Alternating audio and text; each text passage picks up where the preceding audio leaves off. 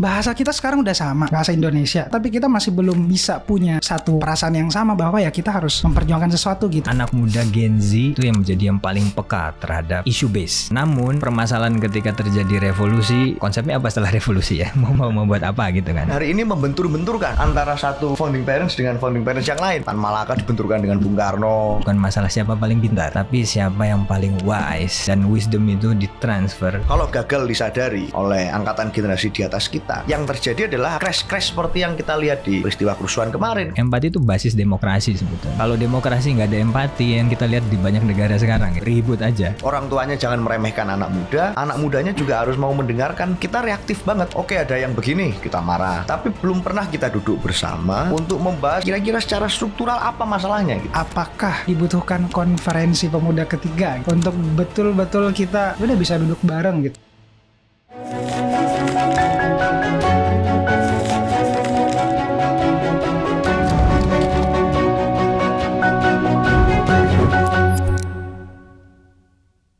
Setiap 28 Oktober kita diingatkan oleh satu teks. 3 kalimat pendek yang konon menyatukan kita semua. Bertumpah darah yang satu, berbangsa yang satu, menjunjung tinggi bahasa persatuan, bahasa Indonesia. Tapi pernahkah kita bertanya, siapa yang menulis semangat dari sumpah itu? Bagaimana semangat sumpah itu bisa diikrarkan? Dan apakah semangat itu masih ada dan masih menyala di generasi muda hari ini? Dan masihkah kita bisa bersatu di era sosial media yang seolah mencerai-beraikan kita? Untuk itu, di momen Sumpah Pemuda ini, cerita masyarakat merasa penting untuk mendiskusikan ini dan menghadirkan sosok dua narasumber yang luar biasa. Yang pertama ada Dr. Muhammad Faisal, seorang peneliti belasan tahun terkait tema-tema tentang generasi dari yotlab.id. Selamat datang Mas Faisal. Terima kasih, apa kabarnya? Alhamdulillah sehat. Kemudian yang tidak kalah penting kalau kita ngomongin Sumpah Pemuda, pasti ada pemudanya. Dan sosok pemuda ini bukan pemuda yang biasa. Dia adalah seorang politisi muda. Selamat datang Mas Seno. Thank you Pak Rian. Apa kabar? Terima kasih sudah hadir di Makasih. Cerita Masyarakat, Mas Faisal, Mas Seno. Kasih. Untuk memulai, saya ingin langsung sebenarnya ke Mas Faisal.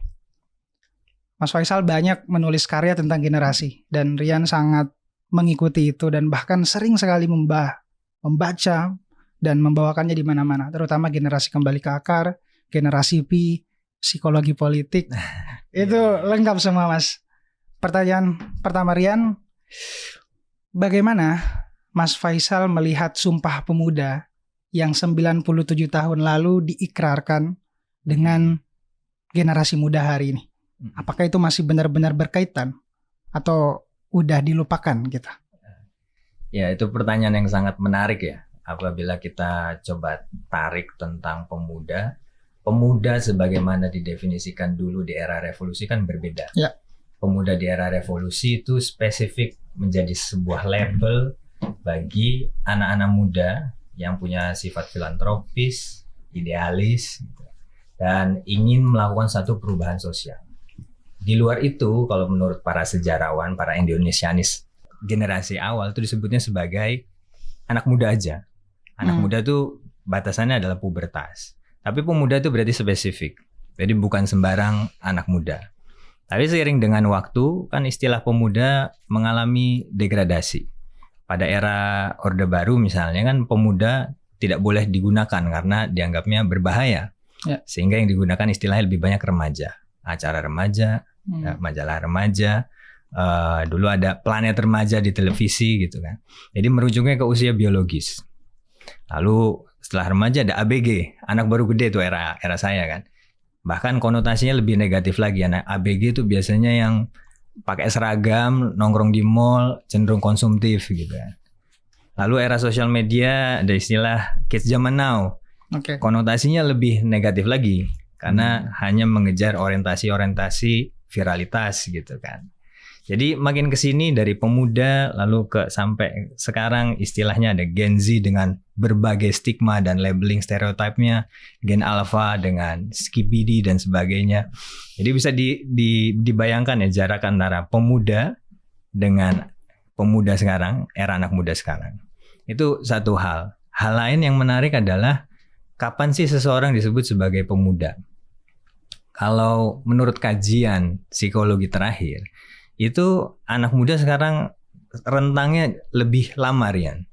Jadi teori psikologi perkembangan yang klasik itu menyebut usia 20-an itu sebagai usia 25 lah ya, 20 sampai 25 sebagai dewasa awal. Ternyata sekarang usia 30 itu disebut sebagai dewasa awal, jadi lebih mundur. Kenapa? Karena di usia 20-an sekarang sulit ditemukan karakter-karakter kedewasaan. Komitmen, kemampuan untuk bekerja produktif, lalu stabilitas hidup dan sebagainya. Jadi ini ada sesuatu kalau Rian tanya gimana konteks Sumpah Pemuda, kita lihat dulu pemuda dulu dan pemuda sekarang sudah sangat berbeda, sangat jauh gitu. Oke. Di buku Mas Faisal itu kan mengklasifikasi sebuah karakter generasi yang sebenarnya bahasa Mas Faisal tuh nggak baru sebenarnya. Karena ada archetype generasi yang juga sebenarnya masih ada di kita, generasi yang dulu dengan generasi yang sekarang. Makanya ketika Mas Faisal menulis pengklasifikasian baru itu kayak ada generasi alpha, beta, theta, terus generasi V, bukan menyebut sebagai Gen Z. Apakah itu penting sebagai pembentukan karakter sebuah bangsa, Mas? Nah, itu nanti aku pengen dengerin jawabannya, tapi sebelum ke sana, saya ingin ke Mas Seno. Gimana sebagai politisi muda dan tentu juga sebagai pemuda melihat konteks pemuda hari ini dan Sumpah Pemuda?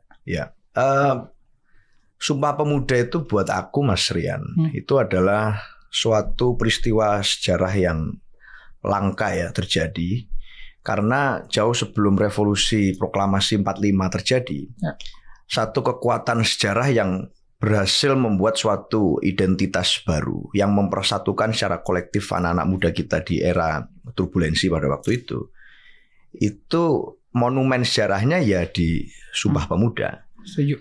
Di sana itulah kemudian kita berhasil menemukan satu konsensus, kesepakatan bersama soal kita ini mau mereshaping identitas bersama kita itu sebagai apa gitu.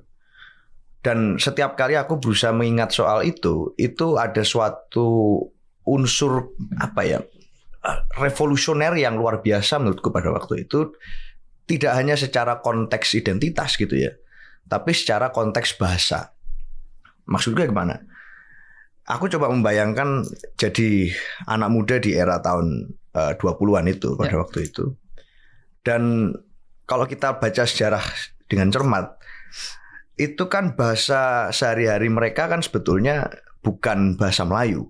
Bahasa Melayu itu lingua franca yang mempersatukan di pasar. Tapi bahasa high class society pada waktu itu kan sebenarnya bahasa Belanda dan bahasa Jawa Priayi gitu ya, Jawa Kromo Inggil. Tapi kemudian ada suatu kesepakatan bersama untuk udah kita tinggalkan semua itu, lalu kita memilih satu bahasa yang mempersatukan semuanya menggunakan lingua franca, bahasa yang digunakan sehari-hari secara di pasar, di pergaulan selengeannya itu bisa bicara semua gitu dengan konteks bahasa Indonesia yang mempersatukan. Nah, buat aku ada semacam kesepakatan konsensus sejarah yang sampai hari ini kita belum pernah kembali menemukan titik itu gitu. Sampai hari ini. Sampai hari ini ya. Sampai hari ini. Kita masih belum bisa aku Gen Z, Pak Aryan Gen Z, banyak teman-teman Gen Z yang lain.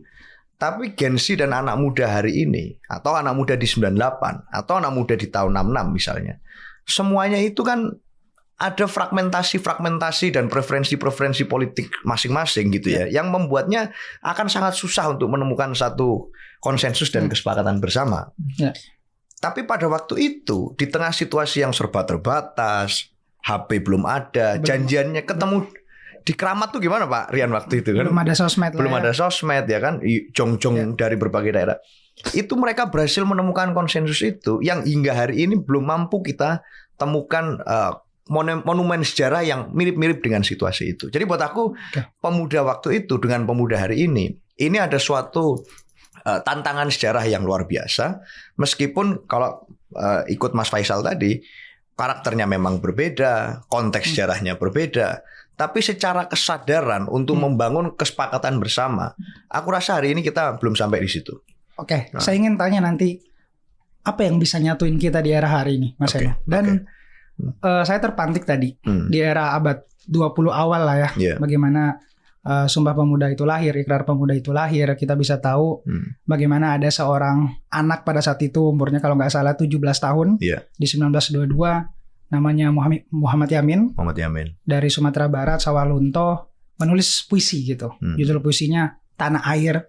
Itu puisi pertama. Kemudian selanjutnya setelah momen Sumpah Pemuda, dia kembali menulis puisi Indonesia Tumpah Darahku. Artinya tadi sepakat bahwa dari imajinasi, dari bahasa itu benar-benar bisa menjadi sebuah kekuatan narasi besar gitu. Nah, saya ingin ke Mas Faisal tentang klasifikasi generasi tadi, Mas.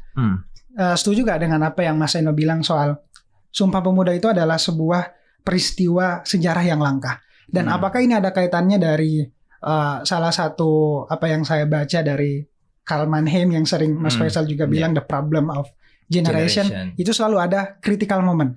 Apakah Sumpah Pemuda pada saat itu juga critical moment dalam proses pembangunan generasi muda kita sampai hari ini? Oh ya, kalau aku melihatnya ya Sumpah Pemuda ya jadi produknya. Critical momentnya pada saat itu adalah kolonialisme gitu kan, permasalahan kesenjangan sosial, feodalisme, gap generasi antara tua muda juga muncul dalam beberapa kajian sejarah kan di era itu tersebut. Lalu juga yang menarik kan, jadi kalau kita bicara critical moment, jadi critical moment lah yang melahirkan generasi. Critical moment bisa peristiwa sosial, politik, ekonomi. Kenapa dia bisa menciptakan satu generasi? Karena nanti satu generasi tumbuh besar di usia remajanya itu dalam satu kondisi yang tidak biasa, menciptakan satu trauma bersama, menciptakan memori kolektif bersama. Jadi ada satu sentimen bersama gitu kan. Nah, kalau kita bicara generasi sekarang yang disebut Gen Z, Alpha, itu kemarin ada COVID, lalu ada munculan AI, itu kan merubah. Jadi itu punya satu memori bersama, peristiwa yang mengubah bersama. Jadi kalau ditarik awal era para pemuda itu kan berarti ada revolusi industri, mesin uap, lalu mulai dibangunnya jalur kereta api di Indonesia, industrialisasi yang menciptakan berbagai kesenjangan permasalahan ekonomi dan kesejahteraan masyarakat Indonesia. Jadi pemuda, Sumpah Pemuda ini produknya. Critical momentnya tadi, peristiwa-peristiwa kesenjangan dan yang mempengaruhi kehidupan masyarakat luas. Ini produknya.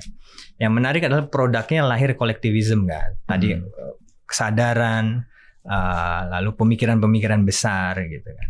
Dan itu melalui proses ketidaknyamanan kalau aku lihat. Jadi anak-anak muda ini memilih jalan ketidaknyamanan. Ketidaknyamanan untuk membaca buku Ernest Renan misalnya tentang Quelle Nation, apakah arti sebuah bangsa yang berbahasa Perancis harus diterjemahin, harus didiskusin sampai mudeng itu kan. Kalau sekarang tinggal ChatGPT ini ringkasannya apa gitu kan ya. Jadi lahirnya Sumpah Pemuda itu lahir karena ada satu perasaan rasa dulu sih, sentimen bersama bahwa kita satu generasi. Jadi yang menarik Rian, kalau ini era Gen Z, kemarin ada kajian dari majalah Ekonomis menyebut Gen Z itu generasi yang tidak monolit. Monolit itu artinya apa? Satu generasi yang sering dibahas, tapi nggak pernah merasa dirinya itu satu generasi. Jadi nggak pernah merasa terkoneksi sama kelompok besarnya. Mungkin peran besar sosial media dan perkembangan teknologi itu salah satu unsurnya. Lalu era sekarang juga adalah era kenyamanan.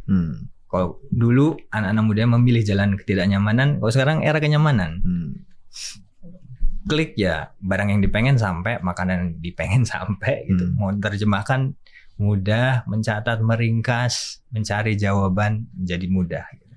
Jadi ada dua kondisi yang berbeda kalau sekarang banyak fasilitas kenyamanan melalui teknologi.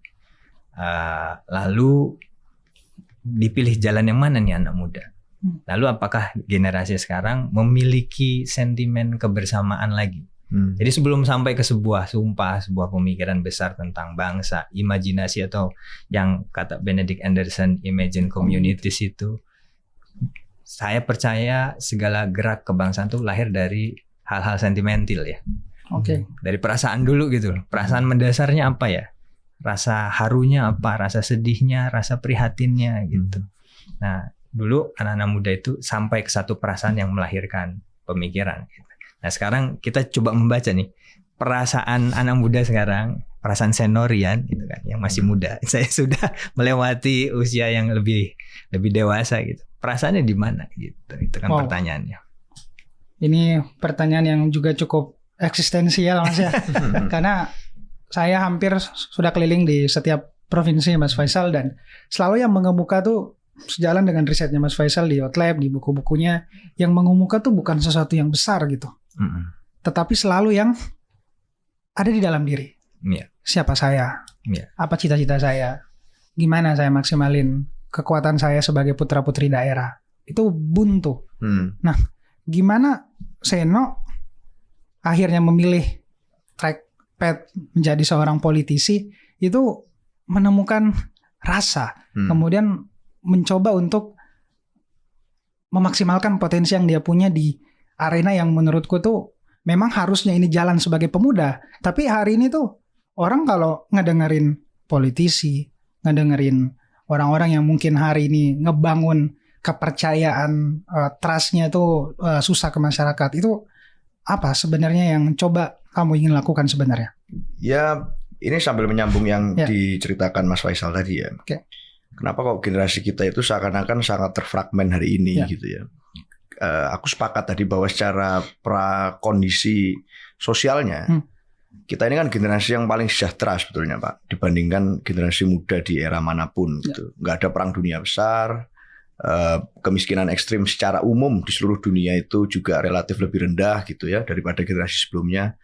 Sehingga dunia yang tidak menderita itu seakan-akan di luar bayangan imajinasi kita itu. Di mana sih ada dunia yang menderita itu? Mungkin sebagai bahasan di medsos kita bisa bersimpati dengan banyak tempat, tapi anak-anak muda relatif tidak merasakan itu secara ekstrim dibandingkan generasi sebelumnya.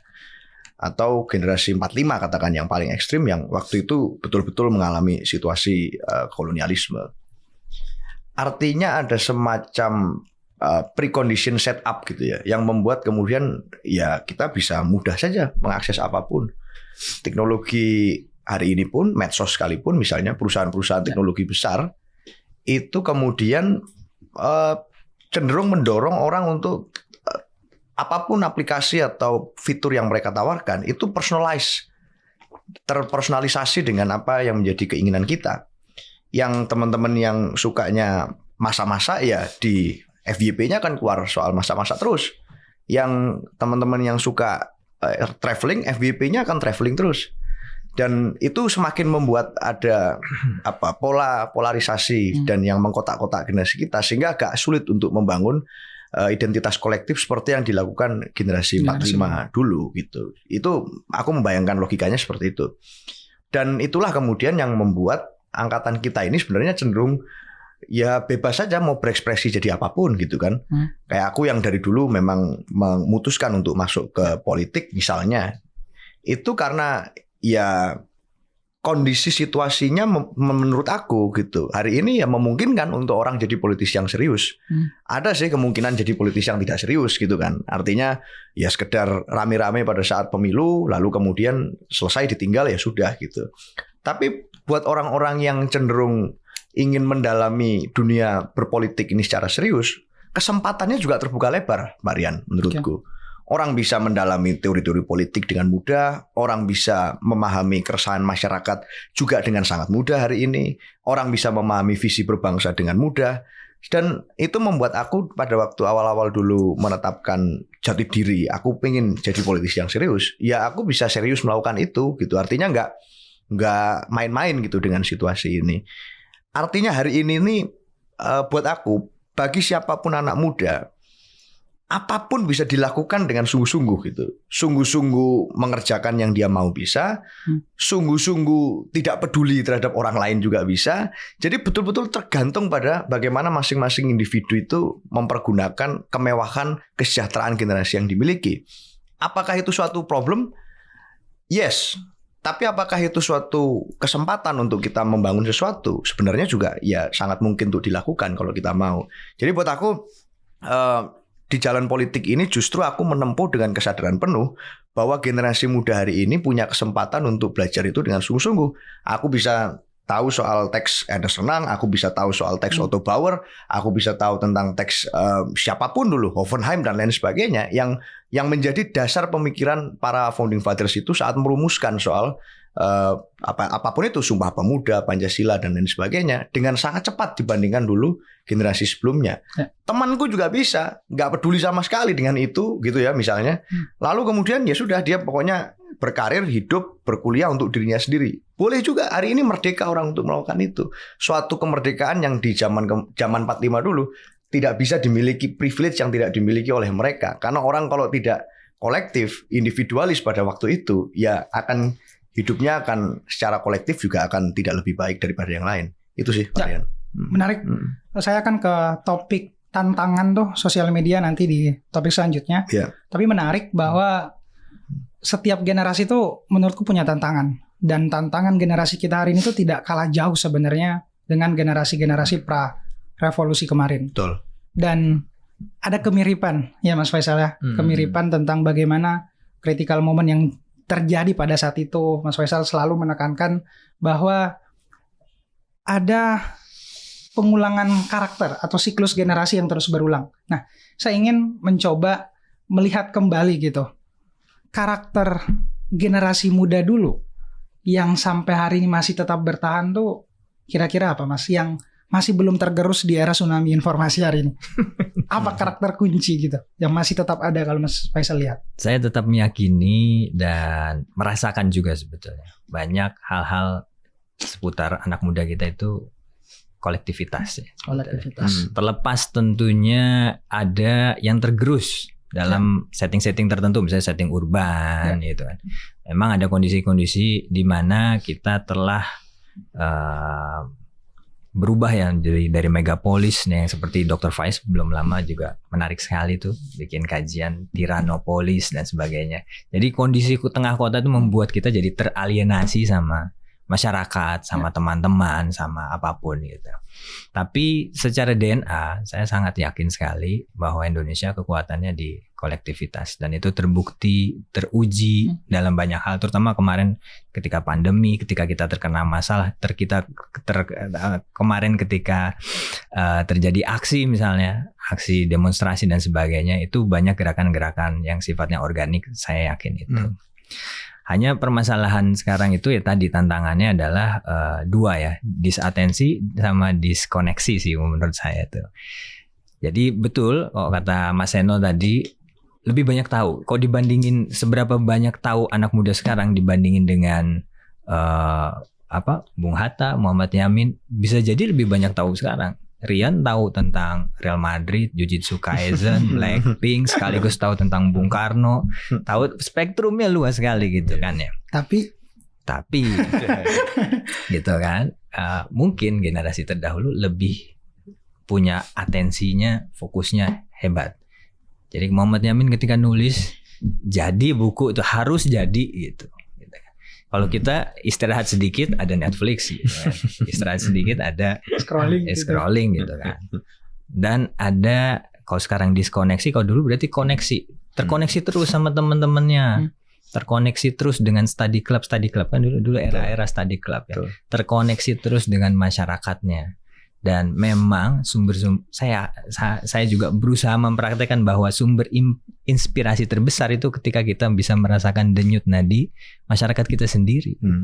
Nah bisa jadi kita terdiskoneksi sama masyarakat kita sendiri gitu, berjarak. Iya. Kita nggak bisa merasakan sebetulnya masyarakat tuh lagi sekarang nuansa batinnya apa, nuansa pikirnya apa, cita-citanya apa, yang dimimpikan apa. Kita terdiskoneksi dengan masyarakat yang merupakan sumber inspirasi para pemuda-pemudi era revolusi. Ya makanya kan kalau kita bahas tampilan fashion mereka kan menarik ya. Para tokoh-tokoh Sumpah Pemuda, bajunya jas, pantalon, tapi di atas kepalanya Ada peci. yang simbol rakyat kecil. Gitu. Jadi walaupun mereka modern, baca buku-buku barat, tapi tetap di kepalanya memikirkan rakyat kecil. Gitu. Wow. Oke. Ini sangat bukan hanya jadi bahan refleksi gitu, tapi menampar kita juga hari ini bahwa bagaimana kita memaknai pemuda, bukan hanya secara ikrar atau Sumpah Pemuda yang terjadi 97 tahun yang lalu. Dan saya ingin tadi, saya nanti akan ke masalah fokus dan apa yang sebenarnya bikin generasi muda itu gak fokus. Tapi ada satu pertanyaan yang aku pengen coba pantik ke Mas Faisal. Ada satu tokoh kunci gak menurut Mas Faisal yang kayaknya ini penting untuk dihidupkan lagi gagasannya, terutama di era di mana kita sedang membangun narasi besar Indonesia Emas, 100 tahun Indonesia. Ada nggak satu gagasan dari tokoh? Waduh. Satu aja, Mas. Nah, ini menunjukkan keberpihakan nanti. Tapi saya rasa mungkin kalau ngelihat algoritma dan teman-teman kemarin banyak yang sekarang, termasuk saya punya putra masih SMA itu nanya, "Bah, itu buku Madilog di mana ditaruhnya?" gitu. Masih SMA gitu mencari. Ya bisa berangkat dari situ karena sekarang berangkat dari ketertarikan aja dulu. Tertariknya sama siapa dulu? Ya udah boleh berangkat. Bila tertariknya pada filsafat, boleh berangkat. Filsafat boleh. Jadi titik mulanya berangkatnya dari mana? Nah, gagasan-gagasan seperti Madilog dan Malaka aku lihat sekarang berpotensi dibuka, dibedah lagi oleh anak-anak yang usianya saya tidak menyangka lebih belia. Jadi dulu itu baru terpapar saya ketika kuliah, sekarang SMA. Lebih cepat. Kalau saya sekarang ke toko-toko buku juga saya lihat tuh di corner bagian bestseller itu ada itu gitu kan, jadi satu data yang sangat menarik. Gitu. Menarik. Jadi Madilog dan Malaka ya. Meskipun kemarin karena hari ini memang banyak yang tiba-tiba baca, banyak tiba-tiba tampil di toko buku karena didukung juga sama efek viralitas juga sih, Mas. Ya, jadi nanti kita akan diskusiin ya, viralitas juga di satu sisi bisa ngerusak tapi juga bisa membawa arus-arus yang baik juga. Nah, saya ingin ke Mas Seno. Karakter generasi apa yang menurutmu tuh ketika ngebaca banyak sekali pemikiran, buku-buku yang diwariskan oleh founding parents kita, karakter apa yang mesti dijaga sampai hari ini tuh? Selain kolektivisme. Fighting spirit, Pak. Fighting spirit. Mereka itu angkatan generasi yang super menderita dulu itu. Tapi fighting spiritnya luar biasa. Satu hal yang hari ini itu kita cenderung agak berbeda dengan mereka gitu ya. Nggak usah jauh-jauh lah, aku nggak melihat yang lain lah. Tapi kita hari ini kan kalau menghadapi masalah kayak apa, punya space untuk curhat di medsos, di mana-mana gitu kan. Zaman dulu nggak ada itu. Batik keep on going gitu. Para pendiri bangsa kita itu diasingkan itu berbelas-belas tahun, berpuluh-puluh tahun pada waktu mereka hanya memperjuangkan gagasan. Nggak ada konsep yang mereka itu apa. Mereka memperjuangkan gagasan dan diasingkan belasan tahun. Bung Karno itu 13 tahun diasingkan di mana-mana. Bung Hatta diasingkan. Yang lain-lain, Agus Salim diasingkan. Dalam konteks itu, fighting spirit mereka tidak berubah. Mereka tidak kemudian lantas berkompromi untuk menukar gagasan atau ide tentang kemerdekaan itu dengan kemerdekaan mereka sendiri secara individu. Kalau mereka mau mudah saja, mereka ini kan angkatan intelektual yang sangat langka pada waktu itu. Hanya sekitar 2% populasi Indonesia pada waktu itu yang bisa dikatakan kelas intelektual. 98%-nya enggak. 2% inilah yang kemudian dibuang terus-menerus, dikejar-kejar terus-menerus oleh polisi Hindia Belanda. Dan mereka tidak berhenti, hanya karena secara fisik mereka dipenjara. Di era kita hari ini, semangat fighting spirit secara kolektif itu yang menurutku harus kita pertahankan selain kolektivismenya ya. Bahwa meskipun hari ini tantangannya tentu berbeda, meskipun hari ini masalahnya itu tidak lagi di luar kita, tapi jangan-jangan tantangan yang kita hadapi itu sekarang di sini gitu ya, yang melekat pada diri kita kemana-mana. Itu bukan jadi suatu masalah kalau kemudian kita punya fighting spirit untuk membongkar secara struktural masalahnya apa gitu. Yang kita lakukan selama ini itu kan relatif sebenarnya reaktif saja atas apa yang terjadi. Baik itu politik dalam negeri, baik itu politik internasional, kita speak up soal situasi itu. Tapi konteksnya selalu seringkali menurutku kita ya reaktif aja. Ini ada yang nggak beres nih, politisi kita itu banyak yang nggak jelas, banyak yang hari ini melukai rakyat dan lain sebagainya. Lalu kita marah pada mereka. Aku sebagai bagian dari generasi muda juga bisa relate dengan apa yang diresahkan oleh teman-teman, meskipun aku juga menempuh jalan sebagai seorang politisi ya. Tapi aku paham yang menjadi keresahan kawan-kawan, karena ya aku belum berada di posisi politisi-politisi yang lain itu, yang mereka sudah jauh sekali, gitu jauh sekali gitu ya. Kalau aku masih juga ketemu sama teman-teman, masih apa ya, sebagai anak muda biasa. Artinya aku paham dengan keresahan mereka. Nah, dalam konteks itu kita reaktif banget. Oke, ada yang begini kita marah. Oke, ada yang begini kita marah. Ya. Tapi belum pernah kita duduk bersama untuk membahas kira-kira secara struktural apa masalahnya gitu. Apakah di model pemilu kita, apakah di model partai politik kita, apakah di model perguruan tinggi kita yang mengajar dan meriset soal ilmu politik. Masalahnya di sebelah mana gitu? Apakah di civil society kita yang harus diperkuat? Secara struktural kita belum menemukan suatu konsensus untuk menyelesaikan persoalan secara mengakar. Nah, mudah kalau kemudian kita mencari konsensus itu di kalangan Gen Z atau generasi seangkatan kita yang kira-kira homogen. Ya. Tapi teman-teman Gen Z di perkampungan, apakah mereka bukan Gen Z yang punya suara? Yang mereka juga mungkin cenderung polanya berbeda dengan kita di perkotaan. Yang tiap hari main di sawah, masih main layangan, yang kemudian nggak tahu HP itu kayak apa. Jumlahnya besar juga itu di berbagai tempat. Mereka juga berhak punya suara. Yang apa kemudian gagasan struktural yang bisa mempersatukan ini semua? Nah, ini belum nih menurutku, yang kemudian belum sampai hari ini belum kita lakukan upaya untuk menjawab persoalan itu. Aku rasa tantangannya hari ini sih di situ, Varian. Ya. Sumpah Pemuda, terus banyak menurutku kalau bahasa Mas Faisal tadi, produk-produk dari critical moment yang terjadi pada saat itu bisa selesai, ya mungkin nggak selesai sepenuhnya, tapi minimal ada jawaban karena ada pertemuan. Betul. Bukan hanya lintas bidang, tapi lintas generasi, lintas perspektif. Mereka mau gitu menurunkan egonya untuk duduk bareng lintas generasi. Kayak peristiwa Rengas Dengklok misalnya, itu kan benar-benar terjadi karena generasi muda yang getol betul gitu, pengen nyulik, pengen mendesak, memaksa generasi senior buat ayo dong kita merdeka, ayo dong kita gerak. Nah, bahasa kita sekarang udah sama dari 1928 tuh, bahasa Indonesia. Tapi kenapa bahasa kita sama tapi kita masih belum bisa punya satu perasaan yang sama bahwa ya kita harus memperjuangkan sesuatu gitu. Nah, menurut Seno misalnya, pertemuan kayak gimana yang menurutmu tuh bisa benar-benar tuh agar mendekatkan kita dengan apa yang mungkin kamu rasain tadi? Kalau aku harus mengambil contoh dari tahun-tahun itu ya, mungkin pertemuan antar generasi itu terjadi waktu Dr. Sutomo bertemu dengan Dr. Wahidin Sudirohusodo sebelum menjadi Budi Utomo. Itu angkatan generasinya beda tuh, Dr. Sutomo dan Dr. Wahidin. Lalu konteks penilai waktu Haji Umar Said Cokroaminoto mengumpulkan anak-anak muda yang indekos di rumahnya, dan lahirlah tokoh-tokoh seperti Bung Karno, kemudian Semaun, kemudian Kartosuwiryo dan lain sebagainya, yang semuanya punya konsep yang sangat menarik tentang berbangsa sesuai dengan spektrum mereka.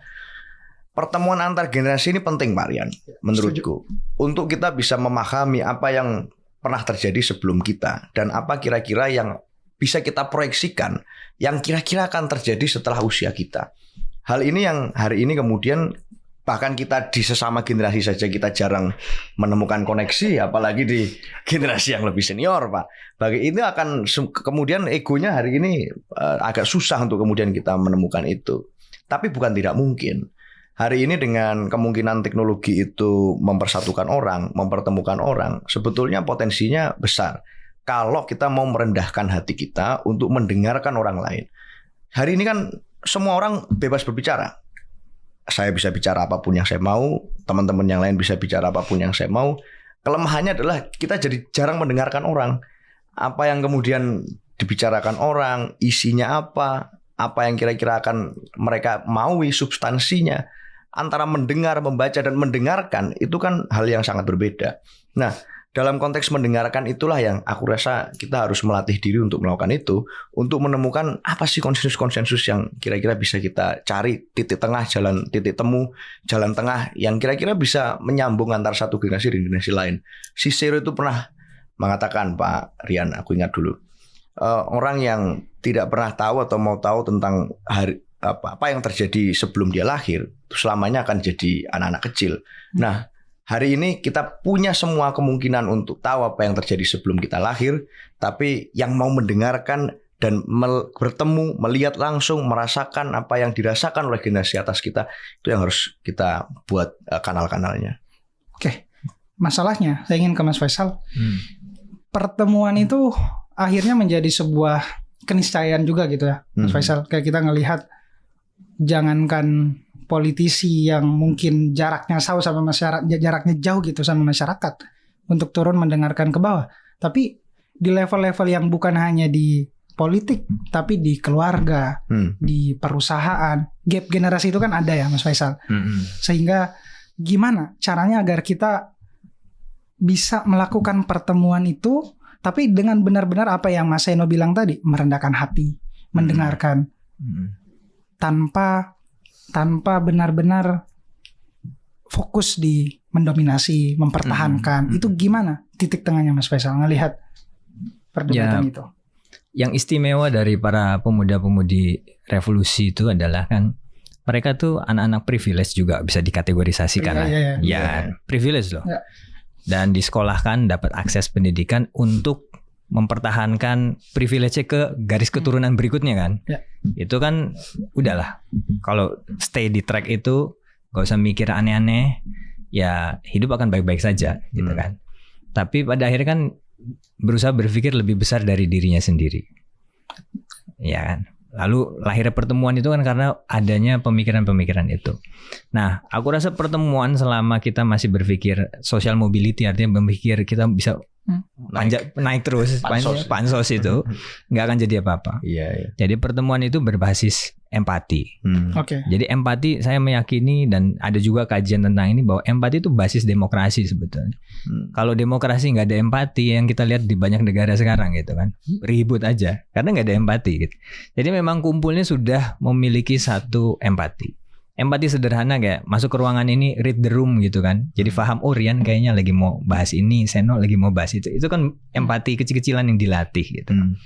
Jadi kumpul-kumpulnya memang berbasis rasa, bukan hanya intelektualitas. Kalau intelektualitas aja berantem itu kan. Lalu mungkin ada satu hal yang saya ingin bahas juga adalah sekarang kita sampai satu titik yang kalau dalam kajian psikologi disebut sebagai learn helplessness ya. Jadi kita telah belajar untuk ya udahlah pasrah aja lah. Kayaknya nggak bisa diapa-apain lagi gitu loh ya, Mas Seno kan ya. Ini cara berpikir sistematik untuk kita ya udahlah nggak usah dirubah gitu kan. Karena udah banyak upaya nggak berubah-ubah juga kan gitu. Nah, kita bisa bayangkan Indonesia dijajah sekian lama, tapi ada anak muda yang tidak learn helplessness, tidak belajar untuk pasrah.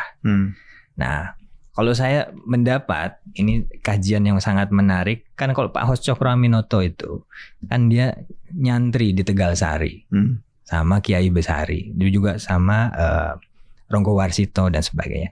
Memang itu ada satu naratif tentang keyakinan bahwa Indonesia pasti merdeka.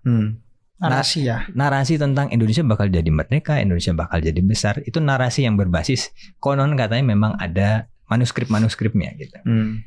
Nah itu jadi satu growth mindset bahwa bisa kok merdeka. Jadi di dalam imajinya itu bisa, tapi di hatinya itu empati ketemu. Kalau sekarang empatinya nggak dapet gitu misalnya. Lalu di dalam pikirannya sudah learn helplessness, nggak bisa lah kita mau ngapain juga nggak bisa nih Mas Eno, nggak bisa dirubah gitu kan. Jadi memang itu titik berangkatnya harus dirubah. Jadi kita harus tinggalkan learn helplessness itu, bahwa berpikir bahwa nggak bisa dirubah segala sesuatu bisa dirubah. Kita bisa maju, kita bisa jadi besar. Lalu kita berbicara dengan bahasa empati gitu. Wow, menarik banget. Tadi dari Seno pertemuan, kemudian Mas Faisal lebih ke arah kita juga butuh narasi besar untuk itu, dan harus punya keyakinan bahwa semua bisa diubah kok. Semua bisa diubah. Iya. Tapi mulai diri kita dulu yang diubah. Nah, beberapa kali juga Mas Faisal menyinggung soal transgenerational empathy. Iya. Dari gagasannya Dr. Ariwalah kan. Iya. Nah, memungkinkan nggak empati lintas generasi itu terjadi di ruang di mana hari ini tuh kita lihat sekat-sekat itu ngebongkarnya susah, Mas. Nah, pendekatan apa yang mesti dilakukan antar generasi ini, antara orang tua kemudian ke anak gitu, atau sebaliknya? Ya, ada satu quote saya mengutip Mbah Nun ya, MH Nainun Najib itu menarik sekali ya, bahwa ibumu itu berhak untuk kamu dengarkan bukan karena lebih pintar, tapi dia yang paling sayang, yang paling rela berkorban untuk dirimu gitu. Itu yang kadang sekarang anak-anak tuh kerap salah menerjemahkan relasinya dengan orang tua, dengan sesepuhnya, dengan kakeknya, dengan orang yang lebih dewasa, bahwa saya tuh lebih tahu. Iya, jelas generasi sekarang lebih banyak tahu, lebih paham tentang masa depan, lebih paham tentang teknologi. Tapi mendengarkan transgenerational empathy itu kaitannya dengan kearifan, ya, kebijaksanaan, wisdom. Karena udah melampaui pahitnya hidup, sudah melampaui kegagalan sekian kali, tapi tetap move on dengan kehidupannya. Ya kan? Kalau anak masih muda itu kan gagal sekali bisa jadi nggak mau lagi, kapok ya. Tapi kan iya, kalau orang yang pini sepuh itu udah berkali-kali terjatuh bangkit lagi, terjatuh bangkit lagi. Jadi maksudnya transgenerational empathy itu bukan masalah siapa paling pintar, tapi siapa yang paling wise, dan wisdom itu ditransfer agar yang generasi sekarang bisa punya kayak 4 dimensi ya, dimensi yang lebih luas dari ilmu yang sudah sangat banyak itu. Dan itu kalau dari keluarga sama. Jadi anak mendengarkan orang tua bukan berarti orang tua lebih tahu, lebih pintar tentang pilihan sekolah yang terbaik, karir terbaik, enggak. Tapi dia ada wisdom yang perlu diambil mesti dari kita tarik ya. Tarik. Dan itu hanya bisa terjadi kalau kita nundukin badan dan iya, kembali lagi empati tadi, makanya transgenerational empathy. Wow, sangat menarik. Dan aku pengen ke situasi sekarang. Tadi kan kita udah bicara soal masa lalu. Nggak baik juga gitu, terjebak di masa lalu terus. Romantisme kita dulu punya banyak sekali founding parents yang keren-keren, dan sampai hari ini juga masih kita baca. Tapi di era sekarang penentu narasinya tuh harusnya generasi kita kan. Iya, betul. Yang kelak akan jadi mayoritas di era bonus demografi. Angkanya digadang-gadang tuh 60% sekian. Dan sedang terjadi gitu. Dividen. Nah, masalahnya narasi besar yang hari ini digaungkan tuh nggak nyambung dengan realita di lapangan. Menurutku pribadi ya. Klaim-klaim seperti bahwa Indonesia emas nanti di 2045 Indonesia akan jadi nomor keempat gitu ekonominya. Terus nanti kita akan jadi negara termasuk 5 besar terbesar gitu dan segala macam. Tapi fakta yang terjadi di 2025 nih, berapa tahun lagi nih kita menuju 2045? 20. Angka pengangguran hari ini klaimnya turun tapi nggak jauh signifikan gitu. Angka PHK juga makin tinggi. Terus kita bisa melihat bagaimana sarjana yang hari ini kita bisa lihat sebagai, menurutku, poin penting untuk mengubah Indonesia tuh ya para orang-orang yang mengenyam pendidikan ini secara menyeluruh ya. Nah, angkanya tuh kecil gitu dari pendidikan. Kemudian dari akses untuk menuju ke pendidikan. Kayak sampai hari ini Rian masih berkeliling gitu melalui sekolah tanah air, kita ngelihat bagaimana keseriusan pemerintah gitu untuk ngeberesin hal-hal yang menurutku struktural, terutama dalam hal ketimpangan ekonomi, kayak misalnya akses ke pendidikan itu masih berantakan. Sekolah-sekolah negeri masih banyak yang nggak diperbaiki dan segala macam. Jadi antara narasi besar yang digaungkan menuju era bonus, tapi kok kita ngelihat di realita lapangan malah kayak jadi petaka gitu. Gimana saya ngelihat situasi hari ini? Satu, kita ini nggak sedang menuju ke era bonus ya, Mas Rian, menurutku. We are already di era bonus. Hari ini tuh demografi kita sudah layak untuk disebut masuk ke era bonus demografi, bukan menuju gitu ya. Jumlahnya sudah angkatan working force tenaga kerja itu sudah cukup tinggi gitu ya, dibandingkan yang tidak produktif. Artinya masalahnya ada di hari ini, udah muncul nih gitu. Entah kita mau membuatnya jadi bonus atau petaka itu bukan 20 tahun lagi. Sekarang. Ya hari ini gitu. Dan ini sudah mulai tergambar semua gitu kan kira-kira situasinya. 20 tahun lagi itu kan hanya monumentasi aja karena itu kebetulan 100 tahun Indonesia merdeka. Aku sebagai person cenderung kok ini ya nggak terlalu ingin mengglorifikasi 2045 itu sebagai Indonesia emas secara pribadi. Karena kalau 2045 kita patok sebagai Indonesia emas, lalu sekarang ini Indonesia apa gitu. Kita belum punya judul yang tepat untuk menggambarkan hari ini gitu. Dan lalu 2046 setelah emasnya berlalu terus apakah akan berkarat gitu kan? Terus 2050 apa? Apakah 2060 apa? Kita akan susah untuk men-set visi kebangsaan itu kalau berpatok pada hanya tahun 2045. Suatu bangsa itu kan suatu pekerjaan terus-menerus gitu. Dan hari ini masalahnya sudah sampai di depan mata kita soal bonus demografi itu. Tapi kalau kita melihat ulang masalah yang kita perbincangkan tadi, bukankah hard times create strong men gitu ya? Ini ada sisi lain yang aku berusaha untuk masuki. Di tengah situasi hari ini yang serba tidak pasti ini, gitu. Gen Z ini kan juga generasi yang kasihan, ekspektasinya tinggi. Dari lingkungan tinggi, dari keluarga tinggi, secara sejarah kita juga dibebani situasi objektif yang memang sangat sejahtera hari ini. Artinya ada semacam privilege generasi. Artinya beban ekspektasinya luar biasa besar gitu. Kita harus bikin gini, kita harus jadi generasi terbaik, generasi emas dan seterusnya. Yang nggak semua juga gitu loh bisa memenuhi ekspektasi itu. Dan itu bukan masalah. Ekspektasinya tinggi, padahal situasinya serba tidak pasti.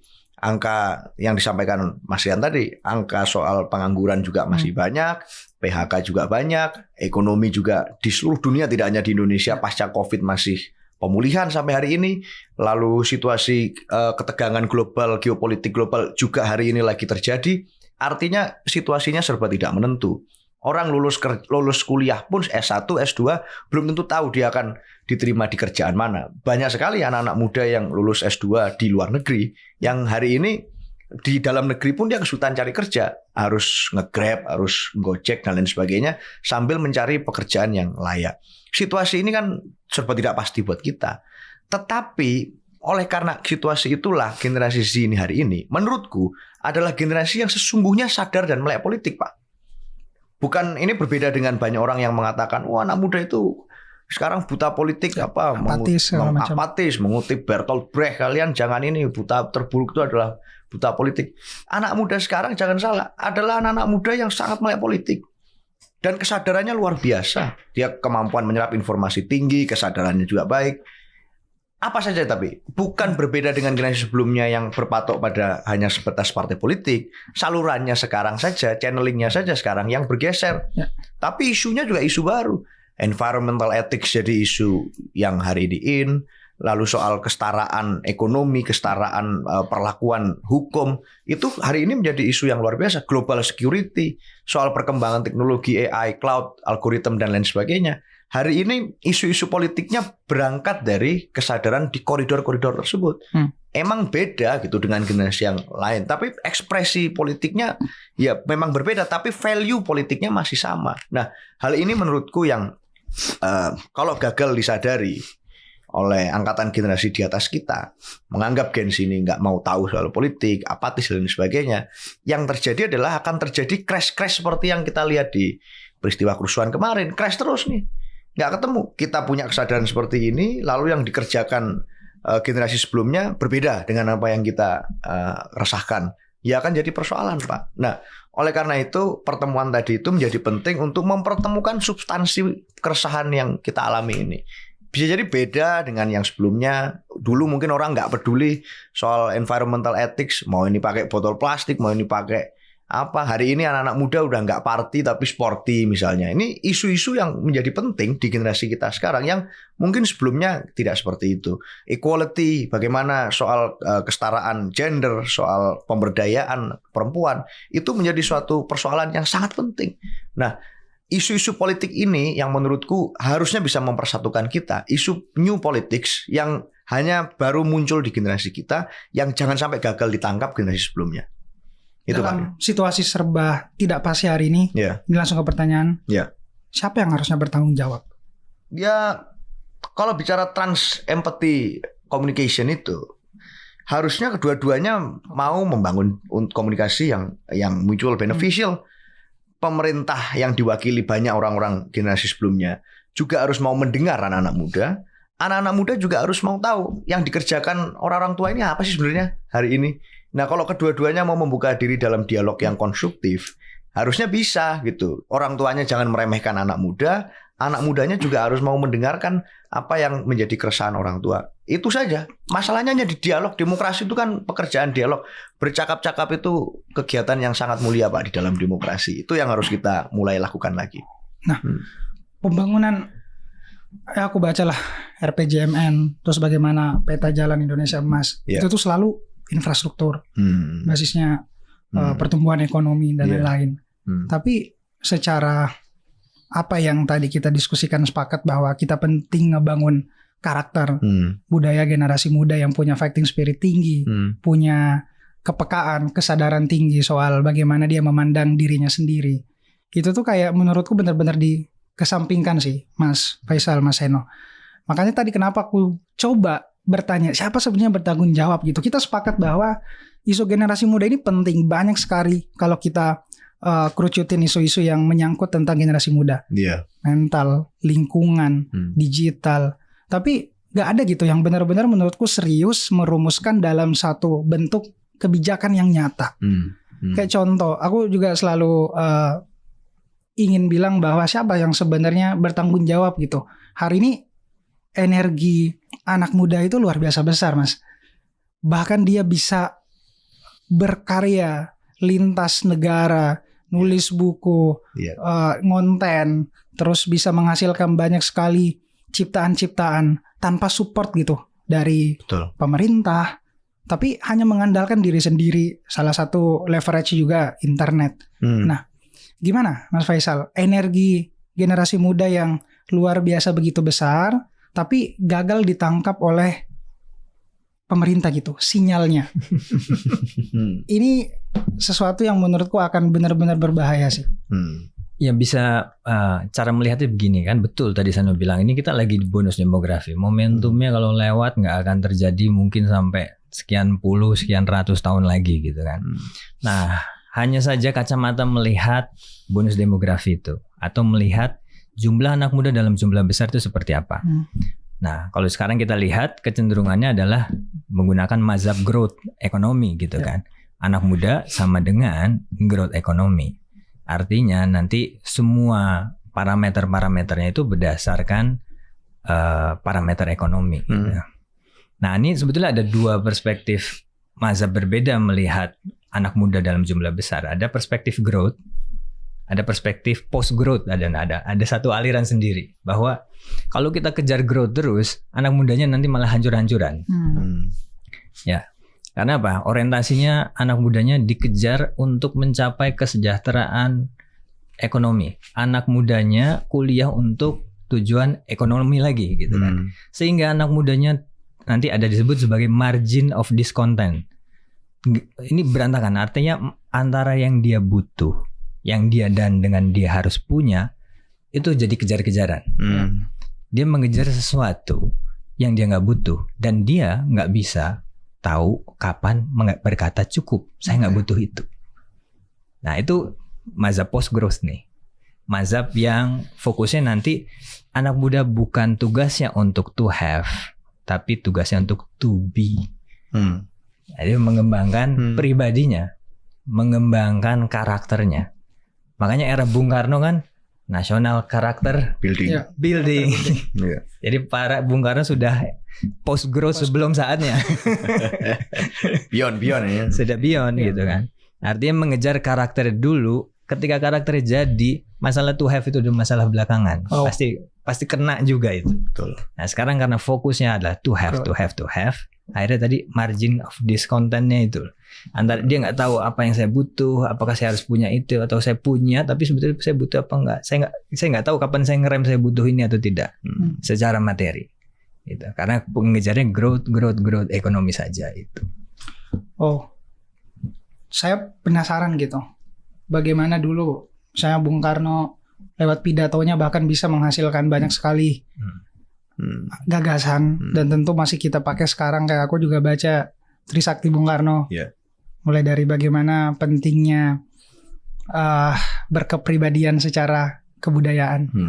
Nah, kita melihatlah Mas Faisal, Mas Seno, movement atau gerakan-gerakan yang muncul hari ini tuh salah satu sumbangsinya menurutku karena sistem lama yang udah nggak bisa lagi gitu menyesuaikan dengan sistem-sistem yang baru gitu. Yang tua udah layu, tapi yang muda juga masih belum bisa kuncup gitu, masih belum bisa mekar. Nah, aku tertarik gitu melihat bahwa fenomena ini kan bukan hanya terjadi di Indonesia aja ya Mas Faisal. Bahkan kita ngelihat Nepal, Bangladesh, terus riuh masah di beberapa negara. Itu juga mencerminkan menurutku hal-hal yang serupa gitu. Nah, kalau ngelihat fenomena ini Mas Faisal, apakah ini benar-benar masalah bukan hanya di Indonesia tapi terjadi gitu di setiap negara? Masalah sebenarnya apa secara struktural? Apakah benar gitu kesenjangan ekonomi? Lalu kalau benar kesenjangan ekonomi, apakah isu tentang keresahan ekonomi ini justru bisa mempersatukan kita sebagai narasi besar, common enemy, atau justru malah akan memisahkan kita, membuat kita teralienasi, atau justru cenderung apatis, kita nggak bisa berubah? Gimana Mas? Kalau aku membaca bukunya Thomas Piketty ya, kajiannya kan tentang kapital, tentang kesenjangan ekonomi dari abad ke abad. Dan dia membuktikan bahwa memang ekonomi makin bagus, kesejahteraan makin bagus, tapi kesenjangan itu makin dahsyat gitu. Itu kan yang fenomena yang terjadi hari ini itu kaitannya dengan kesenjangan itu. Nah, aku rasa betul Mas Seno tadi bilang anak muda Gen Z itu yang menjadi yang paling peka terhadap isu base gitu. Betul. Ya. Isu base. Jadi isunya ini nih harus dikejar, ini masalah isu ini harus dikejar dan harus buat gerakan dan sebagainya gitu kan. Nah, namun isu ini kan ada banyak ya. Makanya ketika terjadi revolusi, itu permasalahan berikutnya adalah konsepnya apa setelah revolusi ya, mau membuat apa gitu kan ya. Nah, itu satu hal. Nah, lalu hal lain adalah cara melihatnya begini Rian, kalau aku melihatnya. Jadi kok kita melihat masyarakat itu seperti kurva normal gitu kan. Kalau pakai teorinya Rogers itu kan ada innovators di sebelah kiri, terus ada early adopters yang pertama kali dengerin para innovators. Di ujung paling kanan itu ada laggards ya, konservatif ya, nggak mau kemajuan. Nah, dulu semua ideologi itu berangkat dari minoritas kan, kelompok innovators ini. Nah, sekarang gerakan itu berangkatnya dari tengah. Nggak dari yang konservatif, nggak yang dari innovators, nggak. Berangkatnya yang dari tengah aja. Perasaan di tengah lagi kayak gimana? Ketika ada seseorang bisa menangkap itu, terus ayo aku tangkap perasaan kalian dan aku terjemahkan menjadi sebuah pemikiran seperti ini. Itu yang fenomena di Nepal dan di berbagai negara itu sekarang seperti itu. Kalau ditanya ideologinya apa, yang keluar simbolnya One Piece ya, Luffy kan. Karena ya tidak berangkat dari ideologi spesifik kelompok innovators maupun kelompok konservatif gitu kan. Tapi berangkat dari pop culture. Pop culture kok diterjemahkan tuh apa? Itu adalah majority culture kan. Itu pop culture kan. Popular culture adalah majority culture. Jadi siapa yang paling pintar membaca majority, itulah dia yang nanti bisa melakukan perubahan besar. Karena dia memahami majority itu sekarang nuansa emosinya seperti apa. Wow, menarik. Nah, saya lagi yang spesifik di partai politik, Mas Seno, apakah sinyal itu benar-benar ditangkap gak dalam partai? Riuh di sosial media, dengan riuh di akar rumput, itu gimana perbedaannya gitu? Terutama dalam diskusi. Saya nggak bisa bicara mewakili partai lain ya, tapi kalau di partai saya ya kita menangkap itu. Artinya memang situasi hari ini landscape politiknya sangat berbeda dengan apa yang terjadi di pemilu sebelumnya misalnya gitu. Sebelumnya itu kan angkatan generasi muda itu selalu jadi kata sakti, Pak. 2019 tuh kata saktinya milenial itu pilpresnya. Lalu 2024 kata saktinya Gen Z. Semua orang bilang Gen Z dan semua acara politik selalu harus ada label Gen Z-nya belakangnya gitu kan. Ngopi bareng Gen Z gitu, main bareng Gen Z. Dulu 2019 mabar ML Mobile Legend bareng milenial. Selalu menjadi label gitu. Nah, dalam konteks itu kemarin tiba-tiba pasca Agustus itu di Jakarta terjadi, di mana-mana berbagai kota besar, di Nepal, dilanjutkan di Paris, di Maroko, di mana-mana, Bangladesh. Itu aku memberikan istilah ini adalah new normal politics gitu. New normal politics. Iya, ini artinya angkatan generasi yang dulu hanya dijadikan label itu ternyata mewujud ini menjadi kekuatan yang real, konkret, bisa menjadi driving force suatu perubahan. Dan itu mengejutkan bagi banyak kekuatan politik status quo gitu ya, termasuk berbagai lembaga-lembaga politik yang existing. Kita menyadari itu sebagai shifting. Bahwa analisis Mas Faisal tadi betul, itu artinya aku menyetujui bahwa hari ini kepemimpinan movement itu sudah tidak lagi berangkat dari suatu mass forming, istilahnya Bung Karno itu pembangunan kesadaran massa secara berkesadaran. Artinya dia disadarkan dulu nih, dilatih dulu, diajarin dulu teori politiknya apa, struktur ekonominya hari ini bagaimana, dan mengubahnya menuju ke apa. Itu dulu movement selalu seperti itu sebelum terjadi sesuatu. Tapi hari ini kan lebih relatif nir ideologi. Tapi problemnya adalah nir ideologi adalah ideologi juga itu dalam konteks berpikir yang berputar ya. Nir ideologi itu juga ideologi. Aku tidak bisa tidak menghormati ekspresi politik baru anak-anak muda hari ini yang relatif tidak kaku pada ideologi itu. Nah, apakah partai politik sekarang semuanya ideologis? Enggak juga. Faktanya dan buktinya banyak partai politik yang mungkin menyadari bahwa generasi sekarang ini nggak terpaku terhadap ideologi tertentu. Maka mereka ya ikut aja dengan tren pasar gitu kan. Ya kira-kira anak-anak muda kemana atau majority kemana, ngomongin apa ikut aja gitu. Bahwa mereka kemudian nggak ada party ID yang kuat di banyak partai politik, ya itu masalah lain. Tapi secara elektoral mereka sadar bahwa hari ini, ini kan nggak bisa pada ngomongin ini gitu kan.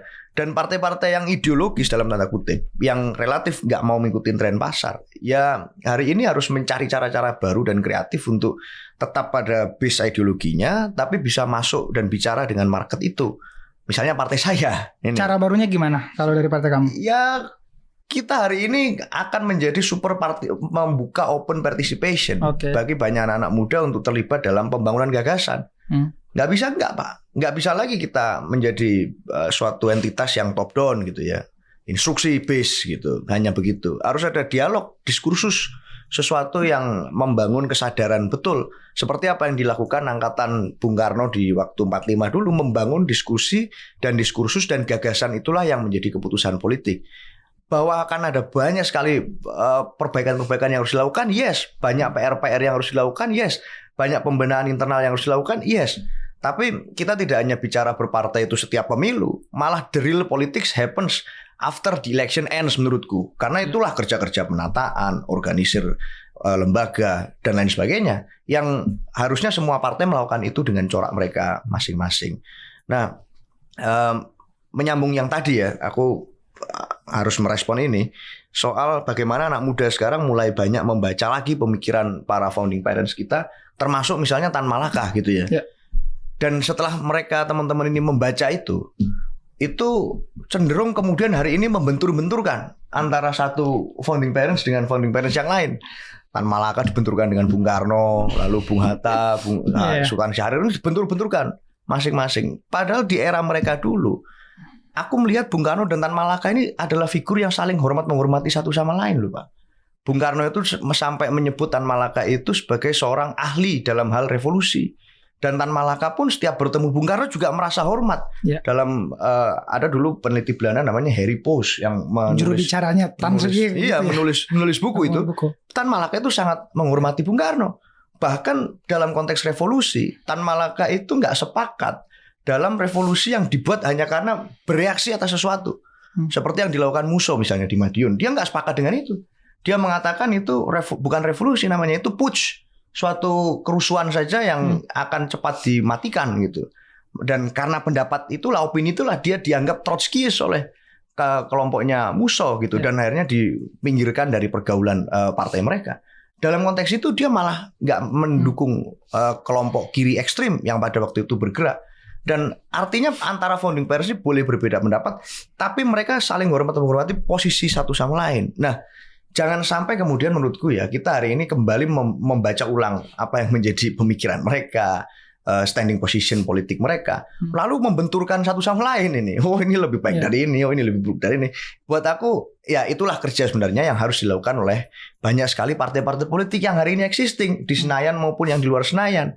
Bagaimana meluruskan itu, bagaimana mengkalibrasi situasi itu dengan situasi politik sekarang, yang harusnya dikerjakan ya itu. Sehingga nggak sampai orang kemudian mencari tahu menjadi suatu hal populer baru, lalu kemudian nggak dalam diskursus soal itu, malah cenderung kemudian mendelegitimasi satu sama lain. Buat aku itu malah for the long run akan berbahaya. Wow, sangat menarik. Terutama tadi pengen coba ngelempar soal labelisasi tadi ke Mas Faisal. Hari ini banyak Mas tuh program-program pemberdayaan pemuda. Tapi aku menangkap ini cenderung untuk bagaimana apa bahasanya Seno tadi hanya sekedar jargon terus divestivalisasi. Dan bagiku hari ini kita merefleksikan diri juga tentang Sumpah Pemuda akhirnya juga kayak festivalisasi aja 97 tahun. Tahun depan 98, 2 tahun ke depan 100 tahun Sumpah Pemuda, bikin event, bikin festivalisasi. Habis itu selesai. Tidak ada pembangunan imajinasi karakter bangsa yang baru seperti yang dibangun oleh Bung Karno. Ini kira-kira apa gitu yang bisa kita lakukan gitu, terutama sebagai mungkin hari ini kita lihat generasi muda mesti apa kalau Mas Faisal lihat ketika misalnya hari ini cenderung semua sangat besar sekali yang mesti dilakukan anak muda. Saya rasa tidak ada satupun kita di ruangan ini maupun di negara lain pun juga sama. Tokoh-tokoh sekarang itu semua bertanya-tanya. Ini pertanyaan yang menurut saya belum ada jawaban finalnya. Karena kita sekarang lagi hidup di era youth centered society kan.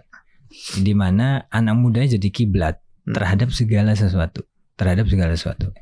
Ya, Greta Thunberg jadi aktivis paling fenomenal di dunia saat ini. Bicara tentang sekarang tentang Palestina. Usianya masih sangat belia. Jadi kalau ditanya apa yang harus dilakukan Greta Thunberg, itu kan kurang lebih gitu kan. Dan pertanyaannya seperti itu. Nah, untuk konteks kita di Indonesia, menurutku ya adalah ya karena aku tulis juga di Kembali ke Akar adalah mengenal akar sih. Betul. Mengenal akar. Jadi mengenal akar karena anak muda itu ruhnya masih tumbuh kan ya. Kalau saya mungkin udah mulai pelan-pelan melambat pertumbuhannya gitu. Anak muda masih tumbuh, dia butuh nutrisi.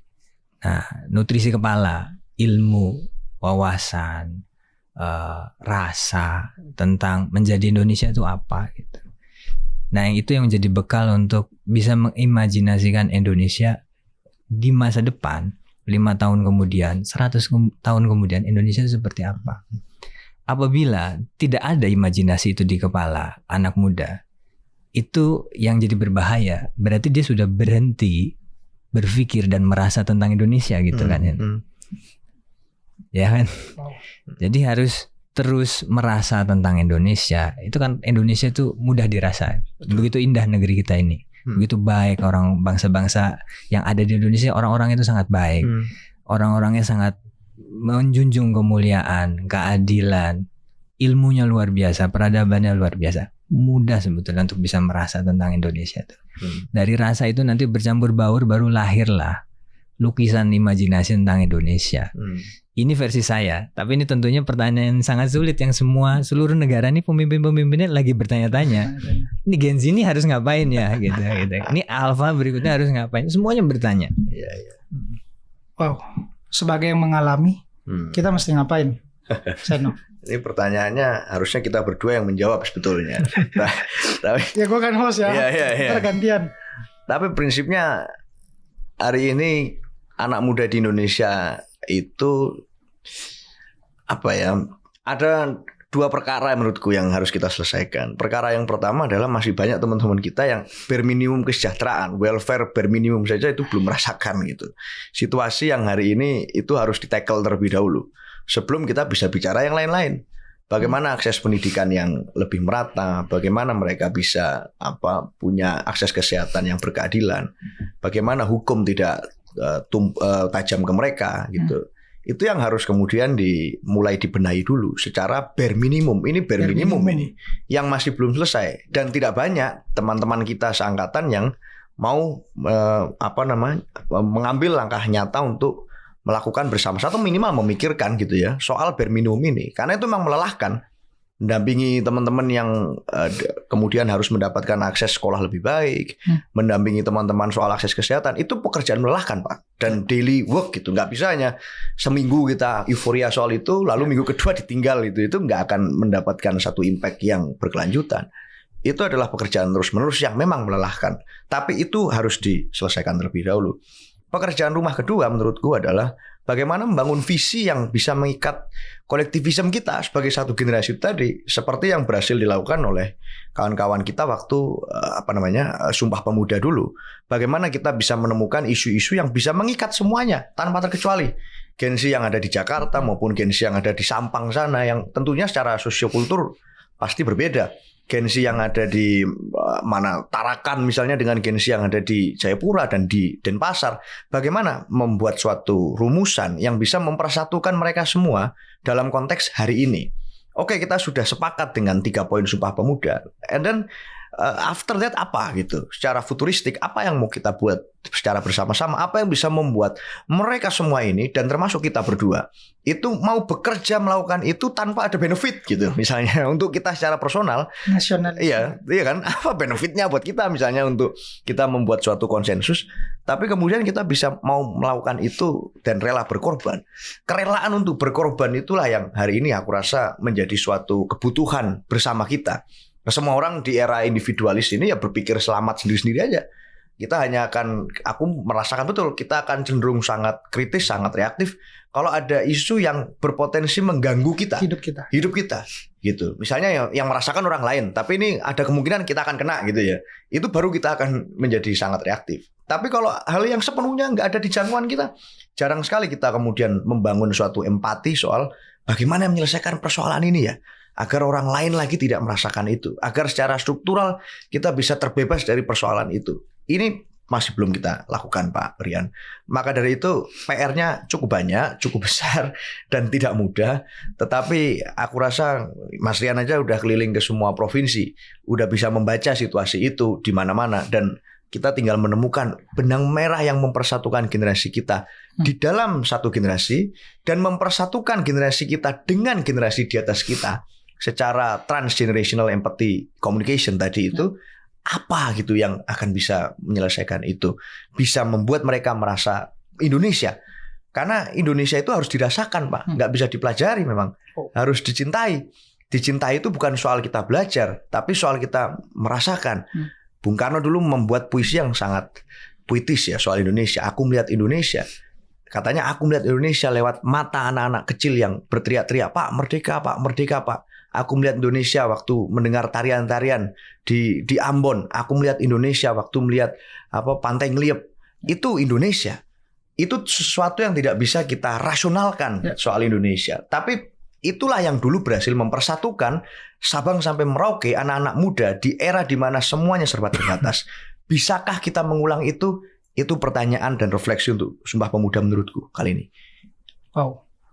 Dan bisa jadi pengikat yang luar biasa ya, merasakan tadi. Betul. Bahkan sebelumnya aku bilang tadi 17 tahun Muhammad Yamin nulis puisi Tanah Air. Dan itu jadi satu momen di mana kita punya frasa mencintai tanah air. Mulai dari sekeliling kita, mulai dari apa yang kita bisa sentuh, mulai dari apa yang kita bisa rasakan. Dan ini yang menurutku harus diintervensi gitu. Tadi Seno bilang kita mulai dari kesejahteraan dasar. Cina ketika saya pelajari dan diundang beberapa kali di sana menyadari betul bahwa political will tuh bisa nyelesain segalanya. Kemauan pemimpinnya ngeberesin semua itu. Dia hanya butuh 5 tahun tuh kalau nggak salah, dari 2012, 5 tahun setelah itu masalah kesejahteraan dasar jadi main course-nya mereka. Jadi nggak bisa kalau semua nggak bisa diberesin gitu. Saya selalu ingat kata-katanya Mas Faisal, negara, individu itu bisa bebas melakukan apapun kalau udah tuntas. Tuntas dengan jati dirinya, tuntas dengan apa yang mesti dia lakukan, yang pertama kali penting. Nah, jangan-jangan beberapa tahun yang lalu memang negara kita bahkan nggak nganggap penting tuh kesejahteraan dasar, sehingga anak mudanya ya udah nggak bisa mikirin apa-apa selain perut gitu. Nah, sekarang kita tiba di era kita mesti mikir besar, tapi situasi perut kita ini harus selesai juga. krempeng Pak gitu, kekurangan gizi gitu. Mungkin alasannya disupport MBG, gak tahu itu masalahnya. Tapi yang ingin aku coba tanyakan ke Mas Faisal selaku peneliti generasi, melihat apa yang disampaikan, mendengar apa yang disampaikan Seno tadi, kita mesti beresin kesejahteraan dasar, harus punya visi, kemudian menciptakan nasionalisme baru, kemudian ya mungkin mimpi bisa tercipta dari sana. Nah, apakah kalau itu sudah tercukupi, maka akan bisa muncul sebuah kesadaran baru gitu, sehingga bisa jadi mungkin bentuk tindakan kolektif gitu, Mas? Bisa nggak kira-kira? Ya, kalau untuk masalah kesejahteraan dasar, saya rasa sekarang kita lagi berupaya untuk agak sedikit dipaksakan mirip-mirip mengejar negara-negara yang belum tentu karakternya sama negara kita gitu. Ya, contoh konteks, Pak Prabowo kan selalu bilang bahwa kok kita lebih cepat dari Brazil dalam penanganan MBG gitu. Yang penting itu adalah kita mengenal jati diri negara kita maritim, negara kita archipelago, juga di jalur vulkanik gitu kan. Sehingga anak mudanya tidak semua yang kaitannya juga mungkin dengan bahasan jumlah pengangguran. Karena konon katanya pengangguran itu termasuk yang gig ekonomi masuknya tidak pengangguran gitu kan. Ya, itu menciptakan pekerjaan yang sesuai dengan fitrah anak muda kita di mana mereka tinggal. Jadi kalau tinggalnya di laut, ya dia belajar tentang maritim, dia jadi ahli tentang kelautan, dia menguasai lagi laut Indonesia. Apalagi tinggal di daerah pertanian, dia paham tuh tidak semua anak muda kita tercabut dari fitrah akar kita di daerah masing-masing gitu. Gitu. Baru sedikit-sedikit terpapar tentang asal mula kita tuh kalau lebaran aja pulang kampung gitu kan, bisa mengamati gitu. Jadi itu ini juga tentunya betul kata Rian, butuh political will untuk mengembalikan kembali anak-anak muda tuh jadi cerdas, cakap, punya literasi tentang daerah asal usulnya. Jadi itu kan tumbuh dari akar gitu kan ya, tumbuh dari akar, lalu ketika digoyang, ditawarkan teknologi ini, teknologi itu, ditawarin nggak pengaruh kan, sudah paham. Saya tuh tinggal di mana, ekonomi saya tuh saya bisa berdayakan sendiri, rootednya di mana gitu. Aku rasa itu sih yang sudut pandang umum ya untuk permasalahan anak muda dan terutama dengan kesejahteraan. Selain pemimpin yang paling tinggi yang menurutku bisa menjawab ini semua, guru Pak, yang bisa mantik generasi kita tuh kembali cinta sama dirinya, kembali cinta sama desanya, dan itu ada guru-guru di tanah air kita. Jadi mesti yang harus diintervensi selain kesejahteraan dasar tadi adalah pemantik ambisi, pemantik mimpi generasi muda itu kembali cinta gitu. Setuju. Sama negaranya. Gak akan bisa kita ngomongin kesadaran baru tentang kecintaan tanah air kalau yang memantik itu gajinya masih 200.000. Setuju. 300.000. Itu termasuk kesejahteraan dasar juga ya. Termasuk. Bukan hanya semua pendapatan dan segala macam. Dan kita tiba di akhir diskusi bahwa memang peristiwa Kongres Pemuda 1 1926 kemudian dilanjut lagi di 1928 oleh para yong-yong muda dari Sabang sampai Merauke. Itu mereka sadar betul bahwa ada yang mesti dirubah gitu. Dan ujungnya adalah bagaimana kita bisa duduk bareng-bareng. Betul. Maka saya ingin melempar pertanyaan terakhir ke Mas Seno. Bagaimana dan apakah dibutuhkan konferensi pemuda ketiga gitu untuk betul-betul kita udah bisa duduk bareng gitu atas nama bukan golongan A, bukan komunitas B, bukan organisasi C, tapi atas nama pemuda Indonesia. Ya. Memungkinkan nggak? Aku ingin merecall kembali percakapan kita ke apa yang disampaikan dan kita bicarakan di awal percakapan tadi. Sumpah Pemuda itu hanya adalah suatu output, tapi moment of truth-nya itu bukan Sumpah Pemuda itu sendiri. Tapi ada kesadaran kolektif bahwa bertahun-tahun mengalami kolonialisme, imperialisme, penjajahan itu nggak enak gitu, dan tidak membuat anak muda itu merdeka. Hari ini sebelum kita membuat suatu apapun ya yang beroutput pada suatu pernyataan sikap konsensus bersama itu antar pemuda di seluruh Indonesia, berbagai latar belakang, lintas elemen, suku, komunitas, paguyuban, apapun namanya, partai dan seterusnya. Yang paling penting adalah kita harus menemukan dulu moment of truth persoalan struktural kita hari ini apa sebetulnya yang membuat kita menjadi relatif kurang merdeka dibandingkan merdeka yang kita inginkan. Misalnya merdeka yang sejati itu seperti apa. Kita harus menemukan itu dulu. Tanpa suatu pembacaan yang mendalam soal itu, maka memperingati atau membuat ulang atau membuat baru atau meneruskan apapun istilahnya gitu ya, Sumpah Pemuda yang dibuat bertahun-tahun yang lalu itu gak akan mengena di hati masing-masing anak muda. Kita harus menemukan dulu, duduk bareng, dan tidak mengerjakannya hanya sekilas-sekilas, tapi memang harus continue melakukan itu untuk nanti at the end of the day membuat itu. Apakah harus kemudian di momen yang sama dengan Sumpah Pemuda? Enggak juga. Hari ini tantangannya berbeda, semangat zamannya berbeda, warnanya juga bisa jadi berbeda, ekspresinya juga berbeda. Dan kalau bicara soal jati diri, bangsa ini adalah bangsa yang dulu sering memikirkan hal-hal yang sifatnya itu global, Pak, memimpin dunia. Bagaimana kita dulu itu dari merentang panjang memimpin konferensi Sriwijaya, Majapahit dan seterusnya ya kan, sampai kemudian kita menginspirasi negara-negara baru merdeka melalui konferensi Asia Afrika di Bandung. Kita membuat suatu gerakan non-blok, kita membuat berbagai diplomasi internasional, Syahrir dulu kepada India pada waktu ada blokade ekonomi. Itu membuat suatu kesadaran berbangsa. Kita ini bangsa yang memimpin politik pergaulan dunia, ikut menjadi faktor yang sangat menentukan. Kemana bangsa itu setelah bertahun-tahun merdeka? Hari ini saya ingin mengapresiasi pemerintahan Presiden Prabowo mulai kembali mencoba menunjukkan itu di kancah internasional dengan bicara di PBB dan seterusnya. Bisakah kita mengikuti semangat zaman itu? Bisa, apabila pekerjaan dalam negeri, soal kesejahteraan dasar bagi anak-anak muda, bagi penunjang anak-anak muda itu kita pikirkan solusinya. Pekerjaan anak muda itu adalah pekerjaan futuristis. Dan karena pekerjaan itu futuristis, maka hari ini harus dikerjakan secara kontinu sebelum nanti kita membuat sejarah-sejarah baru. Itu Pak Rian. Oh, itu dia Mas Seno Wagaskoro, politisi muda yang dimiliki oleh generasi muda. Dan kita akan menunggu gitu kiprah-kiprah yang kuanggap bisa mencatatkan nama Seno gitu. Bahkan ya lebih besar lah kalau bisa dari founding parents kita. Wah, enggak lah Pak, kita menghormati founding parents kita. Betul-betul. Terakhir, aku pengen penutupnya dari Mas Faisal. Kalau tadi Seno udah berapi-api, saya ingin optimisme Mas Faisal. Allah, host Cokrominoto. Wah, guru-guru bangsa. Kita butuh optimisme nih sekarang di tengah tadi tekanan ekonomi, di tengah situasi nggak pasti, di tengah kegelisahan eksistensial. Kita perlu semacam suntikan itu sih Mas Faisal.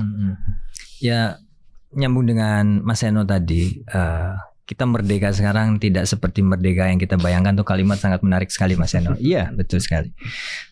Ada beberapa tulisan Bung Karno misalnya membahas tentang merdeka. Merdeka tujuannya apa? Untuk Indonesia bahagia. Dan itu ada di Indonesia Raya stanza 3. Betul. Indonesia bahagia. Nah, aku selalu berusaha kembali ke sana karena kebahagiaan itu subjektif. Kalau kita jadi maju seperti Amerika Serikat, apakah Indonesia akan bahagia? Atau kita tiru 100% Cina, apakah kita akan bahagia? Belum tentu. Bahagianya orang Indonesia itu simpel-simpel saja kan ya, sebetulnya. Kumpul-kumpul, gitu. Lalu guyup dalam keluarga, itu menjadi sesuatu yang sifatnya membahagiakan. Jadi kita merdeka buat apa kalau nggak bahagia gitu loh Mas Seno? Yeah, betul. Kita perlu meredefine, dan cara meredefine ini pertanyaan eksistensial kita kembali. Sebetulnya Indonesia itu mau apa untuk bahagia? Dan seberapa sulit sebetulnya syaratnya untuk bahagia? Jangan-jangan tidak serumit itu. Jangan-jangan tidak serumit itu gitu kan. Jadi itu mungkin pertanyaan terbuka aja, open ended question itu kan. Jadi nggak saya tutup tuh. Itu untuk direnungkan deh bahagianya kita tuh. bahagianya kita. Itu dia Dr. Muhammad Faisal, peneliti advisor di youtlab.id. Senang sekali saya berusaha berimajinasi juga Mas Faisal, Mas Seno, entah kita akan jadi apa ya di masa depan. Masih 25 tahun. Seno berapa? Aku 24. 24. Jangan tanya umur saya. Bahwa jangan-jangan dialog ini akan jadi catatan juga di buku-buku, nggak ada yang tahu bahwa Seno, Rian, dan Mas Faisal berdiskusi tentang apa yang hari ini akan kurumuskan, bahwa ini pertanyaan ya Mas Faisal ya. Selalu akan kita bertanya dan menagih terus bahwa apa makna merdeka yang betul-betul kita perjuangkan gitu. Dan saya ingin menutup diskusi kita pada hari ini bahwa kita mesti merumuskan peta jalan baru, peta yang benar-benar sesuai konteks, bukan hanya konteks daerah gitu, tapi konteks generasi muda itu sendiri. Maka di sini izinkan saya menyimpulkan bahwa hari ini kita telah merumuskan peta jalan baru Indonesia kembali bahagia. Syarat-syaratnya tadi dari Mas Seno, kita benar-benar bisa mulai dari pertemuan.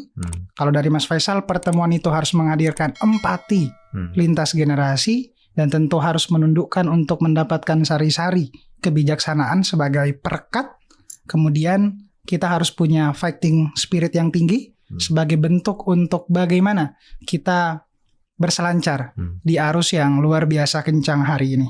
Dan tentu tadi pikiran harus terus melangit, mengglobal kalau kata Mas Seno, tapi kalau kata Mas Faisal dengan hati yang terus membumi, kembali ke akar. Dan saya ingin menutup dengan apa yang dikatakan oleh Muhammad Hatta, bahwa generasi muda itu adalah juru bicara perasaan rakyat. Jangan-jangan kita nggak tahu mau apa, karena kita selalu bicara ke mungkin orang yang lebih kita anggap penting menjawab tentang keindonesiaan, orang-orang besar, orang-orang yang tersohor, followersnya banyak, centang biru. Tapi kita lupa gitu, kembali ke masyarakat yang sesungguhnya, yang sedang menitih beratnya hidup di Indonesia menemukan kebahagiaannya sendiri. Terima kasih, saya Rian Fardi. Sampai ketemu di cerita masyarakat selanjutnya. Terima kasih Mas Faisal dan Mas Seno. Terima kasih.